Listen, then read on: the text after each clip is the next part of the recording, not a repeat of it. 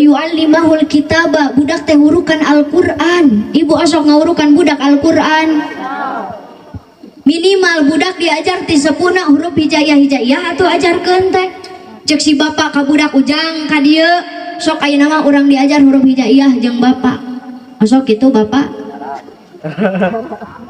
Da ieu menyerahkeun pendidikan jeung ngaji budak teh ka ustadna atuh da. Kuduna mah kitu, diajarkeun ku sepuna tah ujang anu kieu teh ngaranna alif. Alif teh sakur-sakur anu nangtung eta ngaranna alif. Atuh budakna keur sakola nyekelan patlot eta teh kaluar ti imah ningali tiang listrik eta oge an kade bapak hudang subuhna ulah kaberangan kunaon aja sari siga nu ngarti ieu mah sare tiluan indungna bapana budakna di tengah atuh da